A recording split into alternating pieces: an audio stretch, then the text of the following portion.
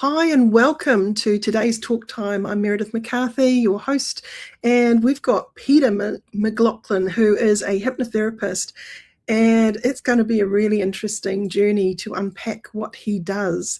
Now, during the journey, he's going to talk a little bit about regression and also past lives, also about, I guess, the nature of reality and how we construct things in our mind and how we as hypnotherapists help people to heal often. Now, it's not saying that hypnotherapy heals all, okay? So just a disclaimer there.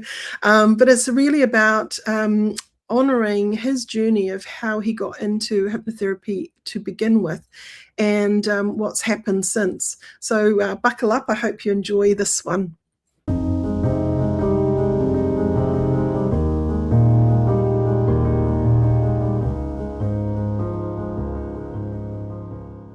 Peter McLaughlin, welcome to the NZACH Talk Time podcast. I'm really excited actually to talk to you because you're a fellow hypnotherapist and your journey to get into this was quite interesting. So do you want to share with the audience a little bit more about what got you into hypnotherapy to begin with? Okay, so in 2003, in the wake of 9/11, I was volunteering to be a firefighter in the town that I lived in Connecticut. And I had to take an extensive physical. And the first part of the physical was the physical part of the physical. And the doctor said, wow, you're in great shape for your age. At the time, I was 41. Come back and give blood. I gave blood. And then all these alarm bells went off. I had all these messages. And when I got in touch with the doctor's office, I could tell the person I was talking to was kind of amped up. And they said, we think that you have Lyme disease and a rare form of leukemia. And I went into denial. I demanded that they do the test again. They did the test again, and they came back with the exact same results. And so this started me on an odyssey of trying to understand what was causing this condition. I had 3 little kids. I didn't want to die. When I asked them how long I had, they said maybe 10 years. And the more that I studied this condition, and in fact, all conditions, the more I realized how much power the mind has over the body. And without belaboring it, it led me eventually to thinking, oh, I want to learn how to control my mind so I can control my body, so I can maximize my lifespan. And that's what led me to being a hypnotherapist. Yeah, it is incredible how the mind-body connection works. And I think over the years, I've seen that time again, where you shift mind, body follows, but often the body is an alarm system for something that we might need to process or work on. And getting to the root cause is something that you are strongly kind of doing in your practice. So do you want to talk a little bit about that and how you work with clients to get to that root cause? Sure. I mean, the first thing I would say is just put it in context of there's something wrong with your car. You know, it's pulling to the right, it's making a weird noise, there's smoke coming out of the engine. And if you took that car into a mechanic and they said, oh, just turn up the radio so you don't hear the weird noise, we're going to install a fan to blow away the smoke so that you can drive down the road without the smoke obscuring your vision, you'd laugh at that person and take the car to somebody else. Because it seems to me that no problem occurs in a vacuum. Every problem has a root cause, and that if you don't deal with the root cause, you're just kind of papering it over. So it has never made any sense to me to do anything other than help clients find the root cause and do the bulk of the work there. This is something that I drill into my students actually is the power of regression and getting to that part and resolving it in some way. And I think many hypnotherapists do work in different ways around regression and how they might treat one client over another. And a lot of also I see hypnotherapists out there who are very script bound. And it's that disconnection from the client sitting in front of you and really being in the moment. So, what are your thoughts on that? Very strong. Like I'm sure you've heard this term too, scriptnosis. I just can't get behind that at all. I mean, I was an actor for many, many years in New York City, professional actor. And I was away from it for 22 years. And actually, and we don't have to go down this rabbit hole, but I'll just say there was an armed bank robbery. And this was involved with me getting back on stage doing Shakespeare after 22 years.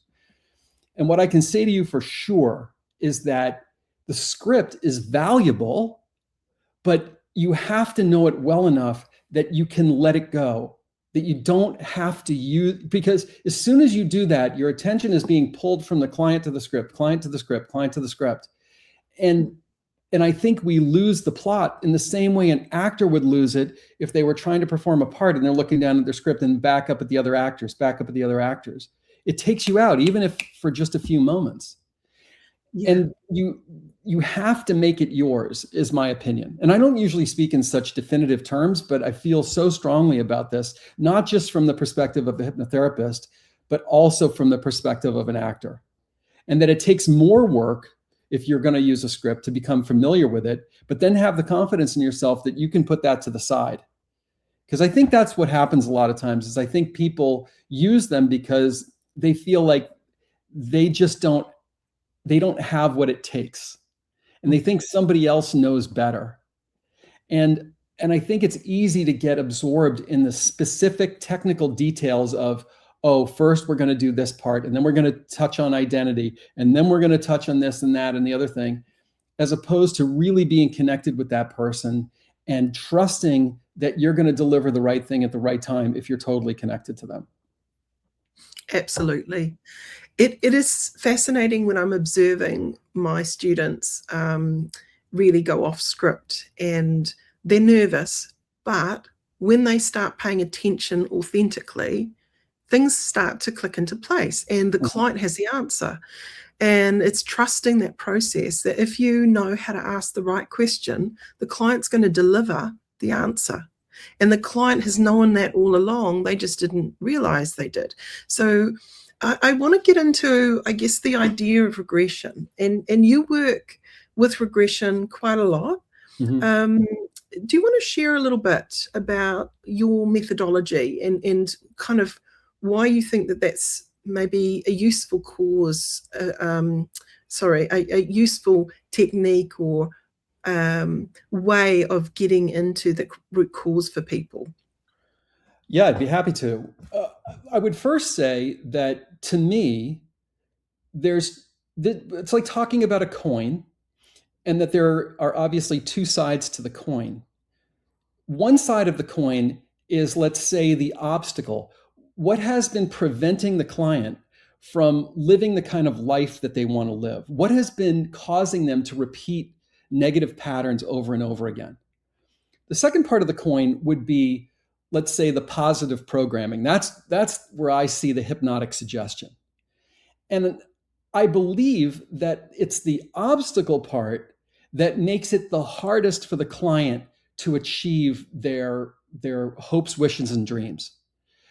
And we both know as hypnotherapists that the most powerful emotion wins. We both know that the role of the subconscious mind is to protect the person. And so if they want to lose weight, and you're just working on the side of the coin that is the positive programming about their eating habits and about speeding up their metabolic rate and about dropping the weight, and they feel satisfied with 2/3 of the food that they used to have, but you don't address the obstacle side, which could be that they were sexually abused as a child and their subconscious is creating this layer, almost like armor, to protect them. Or the extra weight allows them to feel like they fit into their family group or their group of friends. And you only work on this other side, the most powerful emotion to me is always going to win.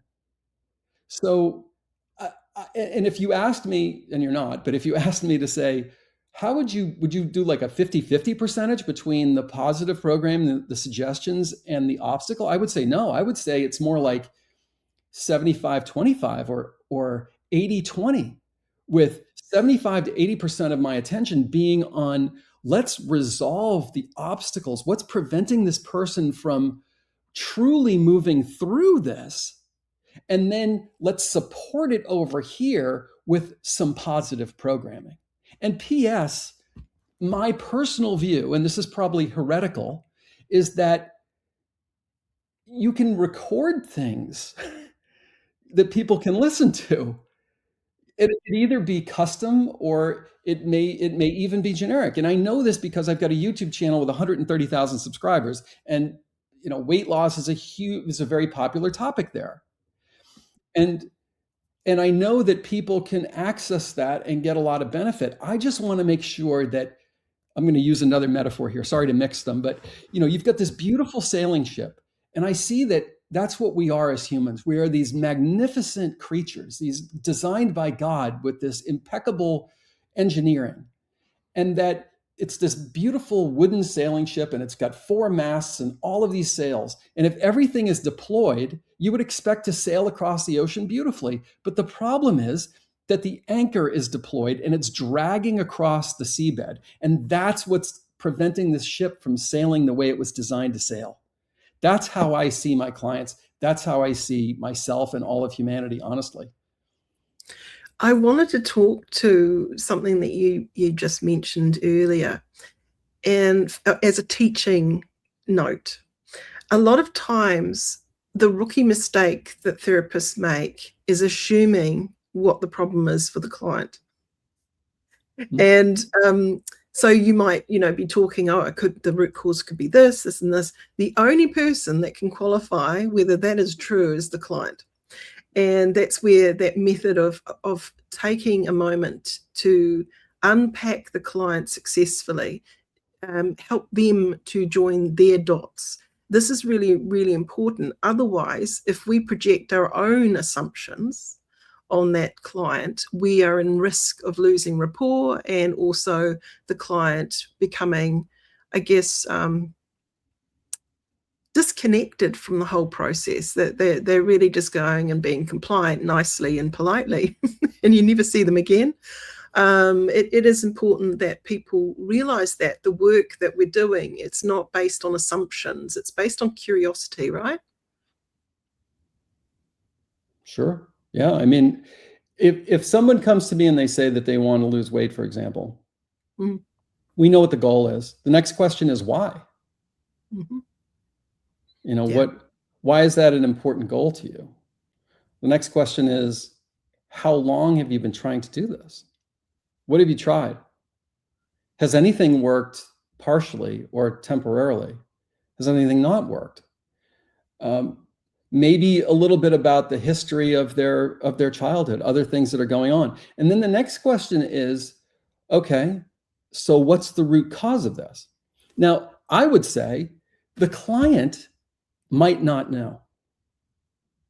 Because as we know as hypnotherapists, there's often, especially with problem areas, a disconnection between what the conscious mind desires and what it thinks and what it assumes versus what the subconscious mind, how it's operating. And this is the reason for the problem in the first place. Yeah. I was saying on a podcast the other day that if you imagine one of us as a human being riding on top of an elephant, that's like your conscious mind with the subconscious. And everything's great if the elephant is happy going in the direction you want to go. But as soon as you want to go in a direction and the elephant's like, no, I'm not going there, now you got a problem. And I can't tell you how many times working with clients that we've run into a situation whereby the client thought for sure they had resolved this particular issue in the past, and it turned out they hadn't. Or it turned out to be an issue they hadn't even consciously remembered at the time. Yeah. So so my argument would be, usually, often, neither one of you knows when you sit down together and start talking.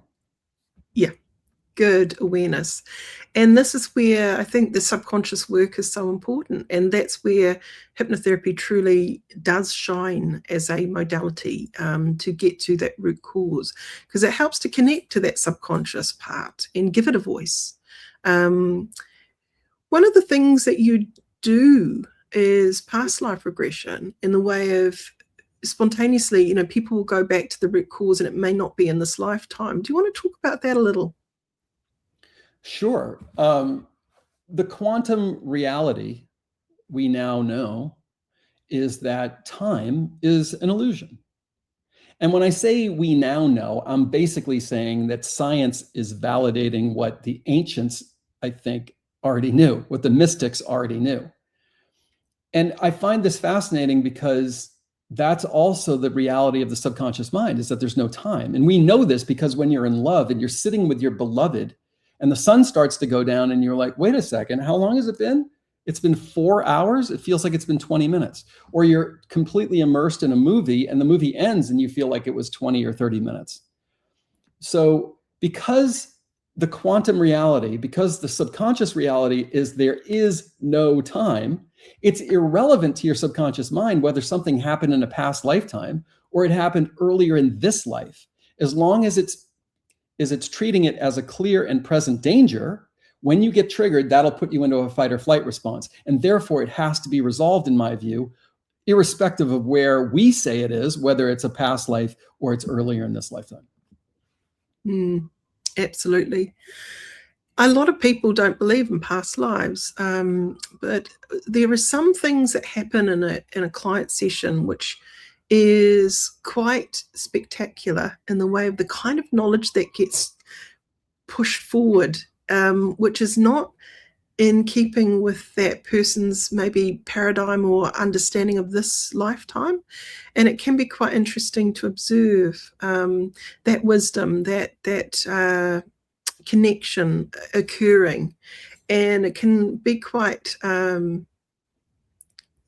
curious for the client to even experience that too, because often they're not thinking it's a past life. So they, yeah. What's your take on that? Well, most of the people who come to me are coming to me as a referral, or they've been following me on YouTube, or they've seen me on a podcast, or a friend told them to come. They're usually people who have tried and exhausted a number of other avenues. And I think that that's actually a kind of a good thing, because generally speaking, their mind is a little bit more open than it may have been when they first discovered they had an issue and started walking down that road. And I also will say to people that are skeptical, look, I don't have a dog in this fight as to whether you believe that past lifetimes are truly real or they're not.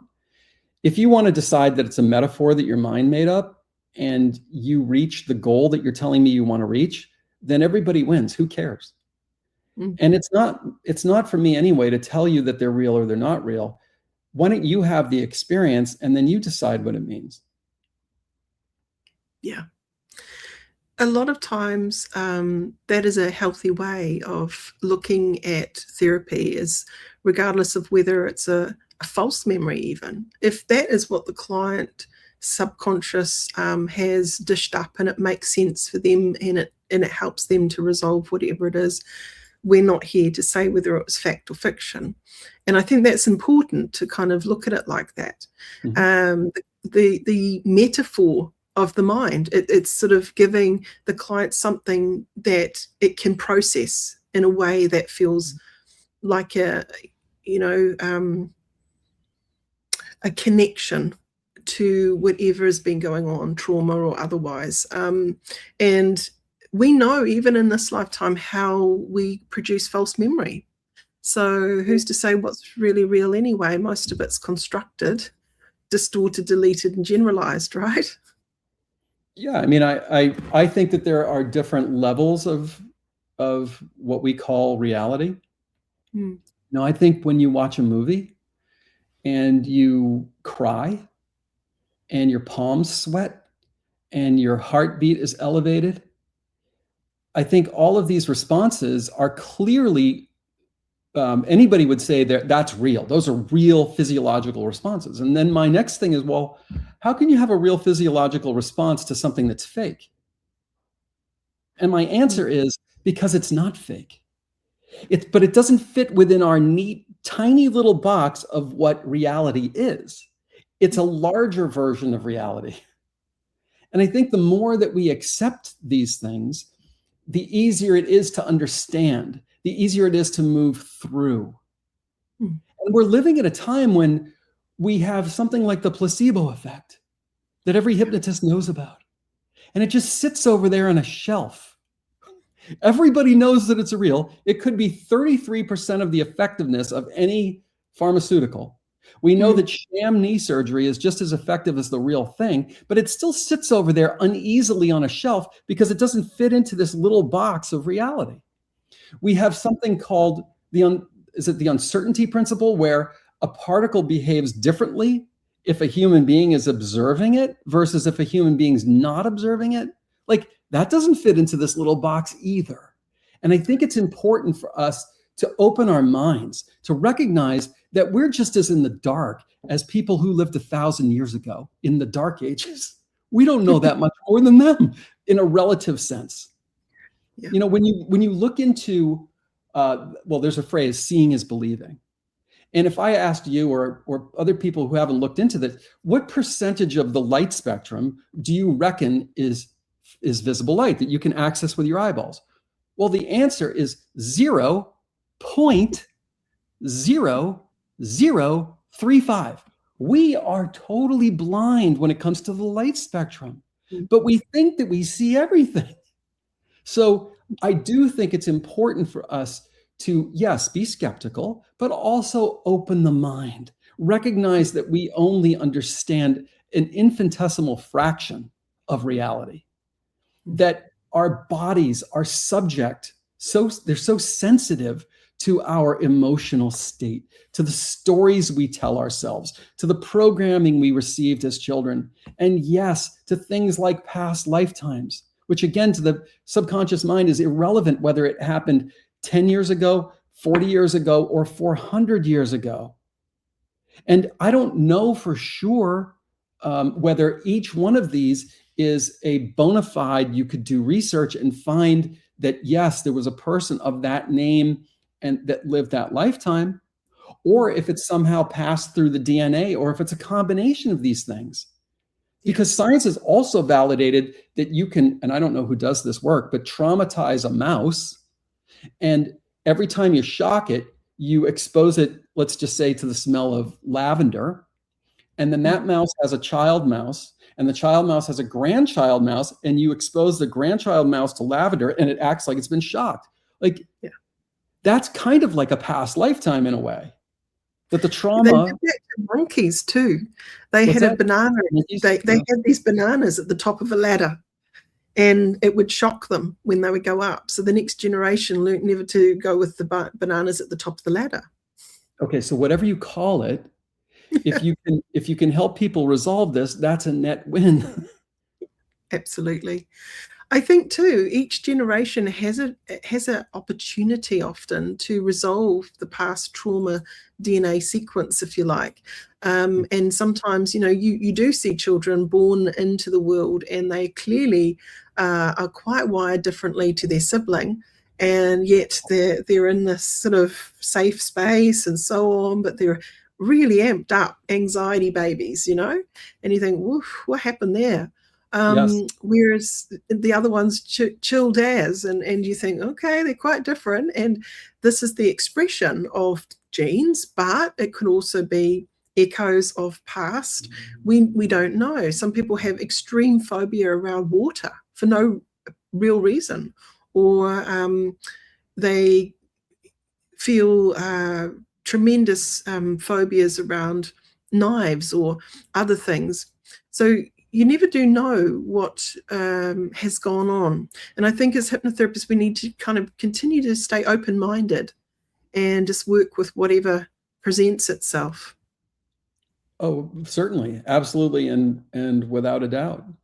And it also is so compelling that you have these cases of 4-year-old children who've never been exposed to history books or movies that, you know, in the case of this one kid, he started reporting to his parents that he was shot down in World War II, that he flew an F-4U Corsair, that the name of his wingman was Jack something or other, that the name of the obscure baby flat top carrier he flew off of was, I'm making it up, the Ticonderoga or something, and the name of the island was Iwo Jima, and he got hit by an anti-aircraft artillery shell in the engine cowling. And the name of his sister is such and such at 4, and all the details, all of them were validated. How is that possible? There's case after case of that, which is fascinating to me. I had a recent experience with my mum. She nearly died. She's really interesting because for the first time started to get visits, and she'd tell them to fuck off, actually. Oh, wow. But she'd be visited by spirit, and she thought they were kind of like, why are all these people around me? What's going on? Yeah. Now she's actually starting to feel better, and they've all gone. But she would be sitting in the hospital going, oh, there's a tall figure just to the left of you, really like not standing on the floor, but just kind of above you a bit. And I'm like, okay. And she had a really tragic journey. She lost one of her sons, and she also had 7 miscarriages. Oh my God. And so she had a lot of grief going on. And during that time in the hospital, it was a really big healing journey for her. And she was scared about dying as well, because she thought, well, that's it. There can't be a God, because why would God do something so cruel to take away my son and, give me this life and so on. So there was a lot of unfinished business. And during that journey that I had with her, it was a real privilege to be able to share what I have viewed and where I come from and the kind of work I do. And she got to listen to some hypnotherapy journeys actually for the first time. And she's resolved a lot, which is fascinating. So her ability to sort of suddenly say, I love you, Meredith, or just acknowledge and be in a much more peaceful and resourceful place, it's incredible. And I know I'm sharing my mother's journey very publicly now, but I think it's important sometimes we leak these things, because there may be someone out there listening to this who has been suffering for such a long time. And I promise you don't have to suffer all your life. If you've had big stuff happen, hypnotherapy and closure work is really, really something that I can't, I guess, highlight more in the way of the importance, because there is opportunities to check in with someone who can really support you to create these healing moments, and that person changes after that. They don't just regress back to how they were before. No, that they upgrade, and that's the work we do, right? Sure. Yeah, it's true. And I'm thinking about grief. Working with people who are suffering as a result of losing somebody really close to them. And I've worked with women who've lost children, and with husbands who've lost wives, and then also there's a massive community of people out there. Anybody who's ever owned a dog, when a dog dies, there's so many people wandering around in such a state of agony. Part of it is just due to the nature that they don't live that long, 14 years or something. And I suppose if you're lucky. And that we're the ones that are called upon to say to the vet, yes, it's okay to euthanize this dog now. And no matter how clear the situation is, many of us still hold this dual thought, this like, yes, it was time, there was no other choice, but then this, oh, I gave the go-ahead to terminate the life of this creature that I adored so much. And not only are they not here anymore, but I feel this weighty sense of responsibility, a guilt, did I do the right thing or whatever?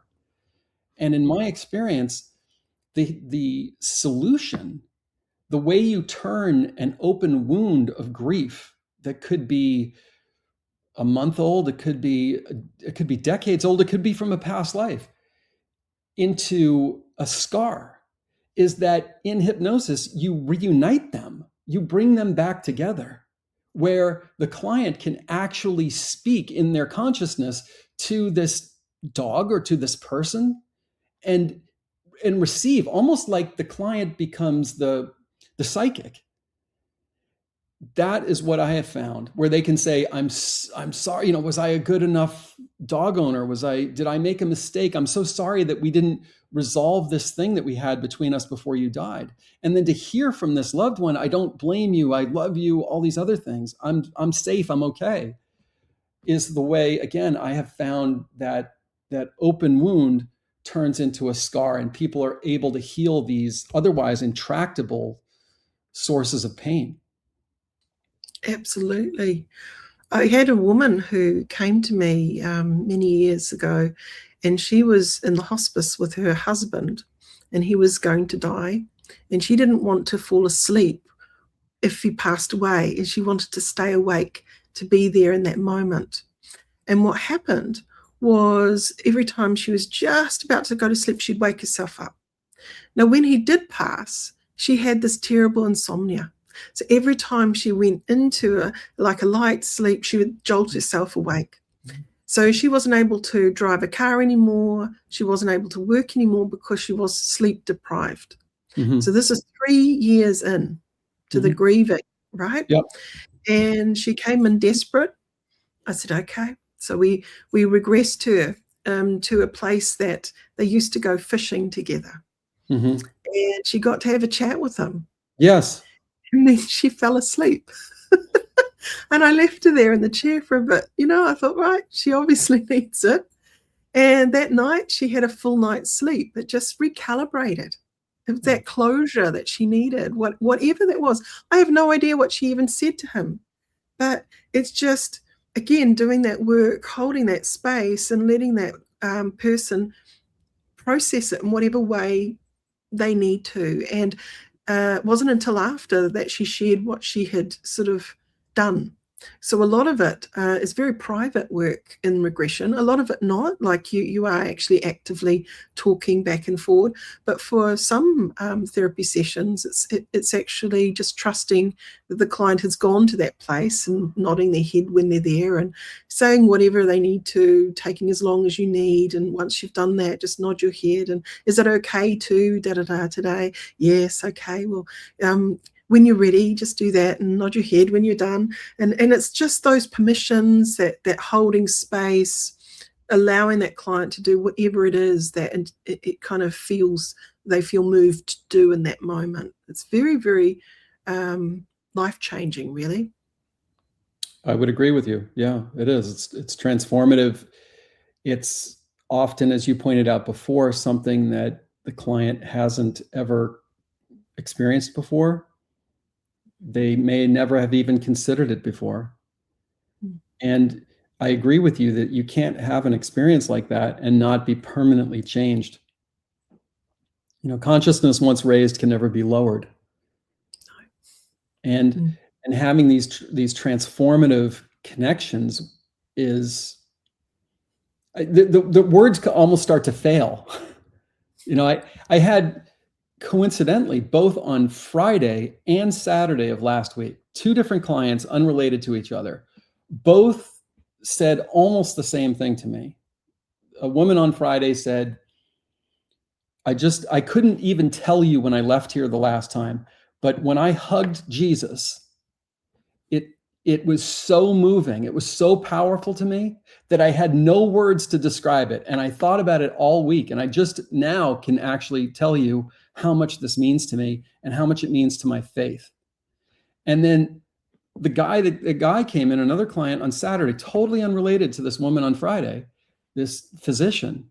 And he said, I've always considered myself a Christian. I've always gone to church and all these other things. But I just want you to know that since we've started working, I have a completely different connection to faith because I'm having the experiences.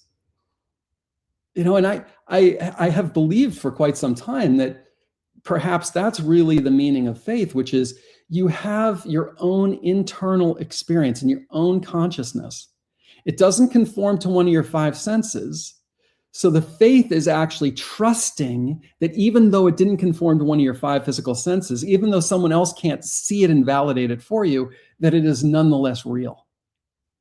Like these beings that came to your mom, that's an opportunity for her either to say, fuck off, get out of here, or, oh my God, the world is bigger than I thought it was. It's much bigger than I thought it was. And how blessed am I that I get to have this window into meeting my spirit guides. It was fascinating, just her trying to get her head around it, because it was beyond her capacity to understand what was going on, which is why she told them to fuck off, because she could not comprehend what it was. And it was a real privilege to be able to talk through that. And I said, well, next time they come visit, say hi from me. And just kind of normalize it for her. And I think it helped her not to fear what comes next. And for me, I think that was really important for her to experience. And for whatever reason, she's, a lot more buoyant, and, she's still in hospital care, will be. That's just where she's at. But, the shift in her is huge. And the thing is, when we're going through our own personal journeys, one of the things, when my brother passed away, her son, he was 10, of cancer, and he used to come visit me. And when I was about 7, he came to me in dreams, said, oh, I have to stop visiting you. I can't come anymore. And I cried for days. Wow. But, for me as a child, my mum said, oh, yeah, you had an invisible friend. I'm like, well, hello. So when children see things, I had this beautiful boy actually the other day, and he had, I guess, tremendous anxiety at night, and he would see things. And I said to his mum, I wonder if he's sensing something. I didn't say that in his earshot, but I'm wondering if he's sensing something. And I said, my son used to see the green man, and my daughter used to see the pink lady, and they would come and support them. And apparently he also had a purple man. I thought that was interesting. Yes. And so she said, wow, okay.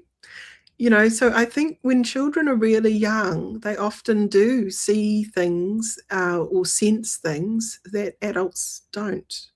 I completely agree with you. And I would go a step further and say, based upon my experience working with clients over the last 20 years, that this is because our society systematically persuades us, maybe even propagandizes us, that we are much smaller than we are, that we are much less capable than we are. I mean, let's face it, one of the ways of controlling people is divide and conquer. The other way of controlling people is to have them in a state of fear. And if you knew, because you routinely met with Jesus, you met with your spirit guides, you met with your deceased relatives, you understood karma, you went into your past lifetimes, your fear of death wouldn't go away, but it wouldn't be nearly as significant as it is if you think, this is it, I'm gone. Yeah. I think in the play Hamlet, on that note too, we become more opportunistic in this lifetime, because I think if you realize it's not an accident you're here. No, we're here for a reason. We're here to journey something. And if we can kind of do that, then that's a good journey for this life. Where I think if people don't have hope, or they don't have belief that there's any, like, this is all for nothing, that they get quite dark.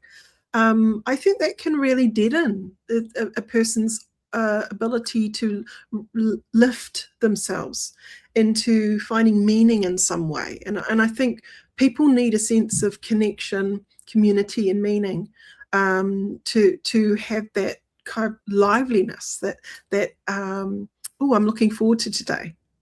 regardless of how challenging it might be. You see it differently. That optimistic lens is on. Whereas many people, they do suffer from anxiety and depression. They think, God, if this is all that life is, I want to get out of here. I can't do this anymore, assuming that that's it. But, 100%. you're going to come back. Well, hello, you might be doing that all over again. At the end of World War II, a conscious decision was made, because the powers that be, at least in the United States, were looking around and saying, the economy's booming. Like, we started from a depression, and then 5 years later, the economy was absolutely booming. And they were basically saying, well, how do we keep this going? And the answer was, we make consumption the new religion. And where I'm going with this is to piggyback on what you were talking about, that just because if you don't believe in something bigger than you, if you don't believe that your life has meaning, if you don't believe that you fit into a larger, beautiful tapestry or mosaic, then it really does feel like, what is it all worth? Once you've bought your third or fourth car, it's not as exciting anymore. Once you've been on X number of airplanes and traveled to X number of places, it's not as exciting anymore, or bought whatever other things that you can purchase in a consumer-oriented society. Once you face fear and you don't have a larger belief system, it's absolutely terrifying. So I completely agree with you that our whole existence hinges in some way upon having a larger belief system, that our lives have meaning, that this isn't the end, that our little, whatever, how much time we have here, my God, your brother only had 10 years. Most people are expecting at least 75 or 78 or 80 or whatever it is. And we really don't know how much time we have. But when you begin to understand, no, we live in a free will universe. We chose to come here. We even chose the hardships. Why would somebody do that? Well, what if you parachuted in from some other civilization and you watched Navy SEALs training? You'd think they were being tortured. This must be some kind of a punishment. No, they chose to be there. Why would anybody choose to do this? They have their reason. That is a really good example. Right? Because I do believe we need contrast to understand the difference. And in our physical self, in our physical body, we can experience that viscerally, like really in another level that you can't if you're in a spiritual plane, if you like, without a body. So this spacesuit that we have for a period of time helps us to experience all of those things. And the limitations as well that comes with it too, because there's a reason often why we have amnesia, that we don't remember the past lives, because if we came in always remembering past lives, we wouldn't get on with this one. That may be true. It also may be true that because we are born into this particular culture at this particular time, and it's openly hostile to that concept, that because we want to fit in, and parents might say to us, well-meaning parents might say, oh, that's just a dream. That's all in your head. It's only your imagination. That's not really possible. It's like, oh, okay, well, I want to fit in with my parents. I don't want to be considered a kook, so I'm not going to talk about this. You see what I mean? That's the other possibility, because any one of us can remember it like this. You don't even necessarily need a hypnotist sitting there with you. You might be doing a plant medicine thing, or maybe you're having a dream at night, or maybe you're having a fever, or maybe you're just sitting there and somebody's playing a crystal bowl and you entrain with this, And the other thing I wanted to say, Meredith, that what you were talking about sparked in me is that we are drawn to drama. So one day I was, and this came from I don't even know what to call it anymore. I don't know what to call it, self-hypnosis or meditation. I don't even know. So I'm in my meditation every day, meeting with my spirit guides, and I'm particularly upset about what's happening in the world. This is maybe like 6 or 7 years ago. And I said to them in meditation, why is this place such a shithole? And I was talking about all the violence or whatever else. And they immediately answered me and they said, you chose to come here, number one. And number two, they said, when you choose to entertain yourself, You pay money. You stand in lines to watch movies and read books and TV shows about what? Conflict. So don't come and complain to us about what this world is. This is what you signed up for. And as you said, this is how we learn. And every one of us is saying, oh, yeah, the world is so horrible. Let me watch another episode of Peaky Blinders. I saw that the other day. So, when we think about conflict, absolutely, it does spark interest, doesn't it? And this is where we do our most growing, I do believe. So the bigger the challenge, the more we upgrade, the more we join the dots, the more we have levels of gratitude that we wouldn't be able to entertain if we didn't have loss. There's these very important opposites that we need to experience, and not the positive is not the only reality. We need to have that negative as a contrast for understanding. And so that rainbow of emotion is extremely important for every human to experience. Also, the eclectic range of humans, like we're meant to be different, and that equals levels of conflict, because there's always going to be some level of misunderstanding because we're so different, coming from different places. Say that the conflict that we have in this life, especially in relationships, is not a bug, it's a feature. Yeah. So in relationships, whether it's with your husband or your wife, or it's with one of your children or a parent or something, I think the idea is, I love this person so much that I'm not willing to just say, fuck off. It's you're the reason that I'm miserable. I'm going to replace you with somebody else. But the idea is that I love you so much. I don't want to lose you. I'm willing to actually look inside myself and say, what am I contributing to this conflict? How do I need to change in order to bring more harmony here? I think that's the purpose. And that the moment that we just say, well, it's all you, you're a malignant narcissist, you're the reason for all of my suffering. I've made myself the victim, and I've lost an opportunity to look inside and change something about me, because I just don't buy that one person is all good and the other person is all bad. I believe that both people bring their own crap to the table, and it comes out, especially in an intimate relationship. And that we're being called upon, because of our love for the other, to look inside and say, what can I do? How can I change as a human being? How is this pain calling upon me to change? I often say to people, clients specifically, we don't have remote control over others, but absolutely we can control how we turn up next. And that's where the question is, how do you want to turn up? Because if you're done doing it the old way, well, something has to shift in you. You cannot expect the other person to be the one doing all the change. There's a two-way thing, and we teach people how to treat us. So they're mirroring back often what we bring. So that's where it feeds that cycle. If we stop feeding it, it can't exist. It just collapses. So if someone keeps on bullying you, but you choose not to be bullied, well, it doesn't go anywhere. It falls flat. And so if we kind of hold our own, and we're realizing, the story that we are telling ourselves, our identity story, I am this, I am that, well, you're all sorts of things that you think you are, but none of them as well. Like you're just pure potential is what you are. You're not really your identity that you think you are. They're just experiences that you're having so far. And we can change how we view it. We can change how we turn up to it. It's quite fascinating. And when we shift something like a perspective and we look back at that memory, it changes its energy connection immediately. Yep. I agree with that completely. Well-meaning people have been saying from time immemorial that you can't change the past. There's nothing you can do about it. You just have to move forward. And my response to that is, you are the past.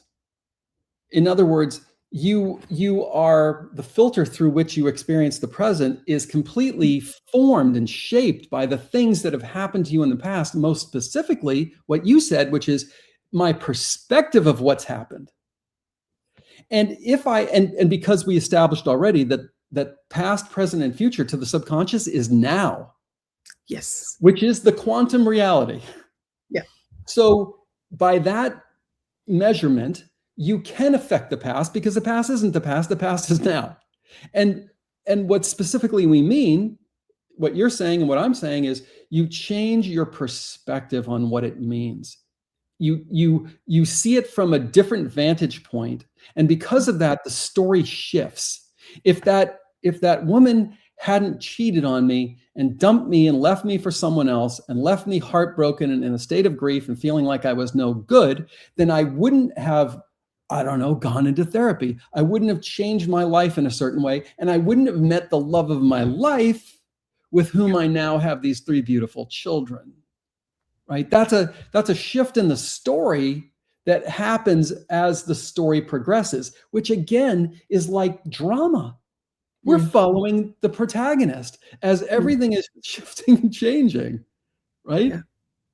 And your outcome, as you were saying before, is going to be shaped largely by how you interpret the things that have happened. Were you a victim, or did it actually help you in some way on your path?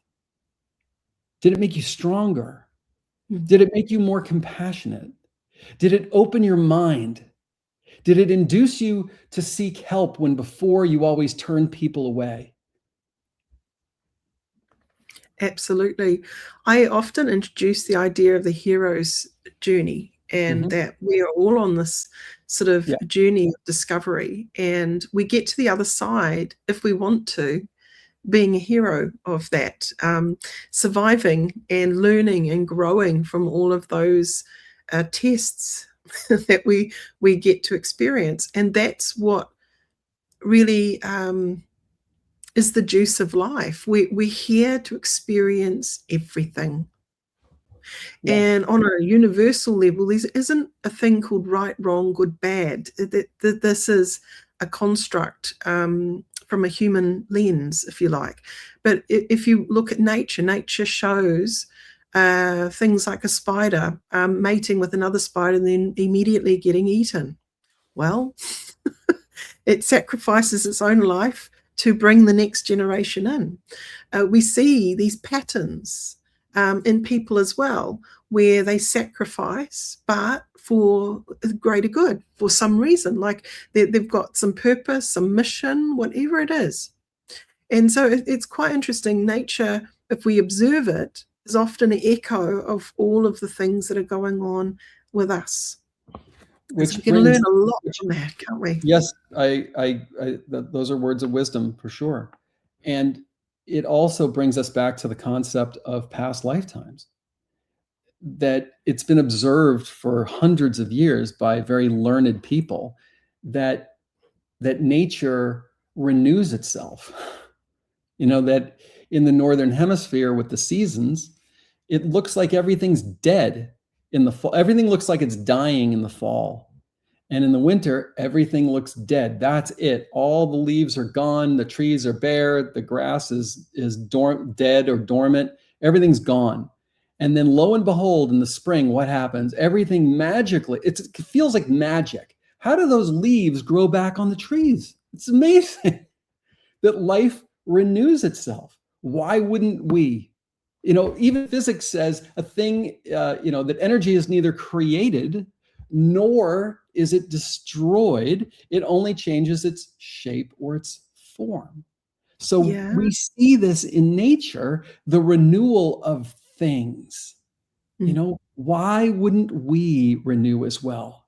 Our energy, our essence, not the physical body, but the essence. Even your body language is showing a Taurus. And if anyone wants to look into that, please do. But a tree, the tree of life, for example, and that losing the leaves and the leaves coming to the earth and it being reabsorbed and so on. If you look at the earth and we think about north, south poles and other things, and it's this energy and it's continuous. It doesn't stop.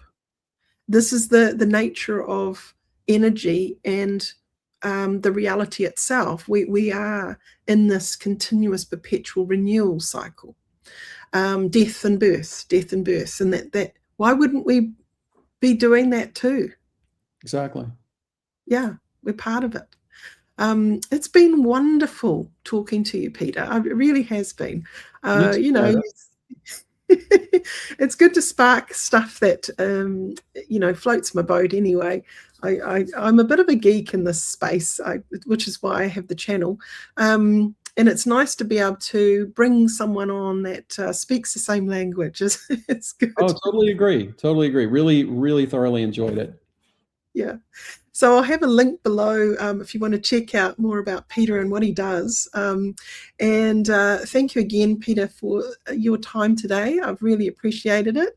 And I'll just like to say, when we're doing this work, I think it's a calling. I often say that. It's not just a job, right?